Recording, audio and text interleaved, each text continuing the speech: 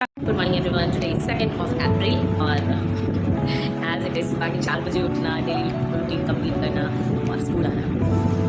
ऊपर से ये हीट स्ट्रोक बहुत ही ज़बरदस्त है। मतलब छोटे बच्चों के लिए तो बहुत प्रोटेक्शन की ज़रूरत है, क्योंकि इतनी गर्म हवा चल रही है ना कि एक तो सबसे फर्स्ट ऑफ ऑल लाइफ है, और लाइफ है जो एजुकेशन है, स्कूल भी एब्सेंट नहीं हो सकता और पढ़ाना भी है।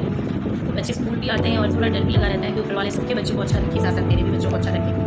हमेशा अपने ऊपर वाले से यही होती है कि सब ऊपर वाला सेहत देंगे। अगर सेहत है ना तो वाकई हम मेहनत करके सब कुछ पा सकते हैं। हर इंसान को ये चीज़ होनी चाहिए कि ऊपर वाला किसी तरीके की कोई बीमारी, कोई परेशानी किसी को ना दे, नौज़बिल्ला अस्तग़फ़िरुल्लाह। ऊपर वाला सबको हयात दे, लंबी उम्र दे, सेहत के साथ नसीब फरमाए। कि सेहत के मामले में हम किसी दूसरे पर डिपेंड ना रहें, हम अपना काम खुद कर सकें। और अगर सेहत है तो मेहनत करके तो अपने आप कामयाबी हासिल हो ही जाती है। तो मेहनत करने से पीछे नहीं हटना है और बहुत ध्यान देना है, छोटे बच्चों का खास ख्याल रखना है। मैं स्पेशली अपनी साइड से, जैसे मैं विंटर में क्या थी कि मैं च्यवनप्राश अपने बच्चों को हमेशा देती हूँ, रेगुलरली 2 स्पून्स तो मैं देती हूँ।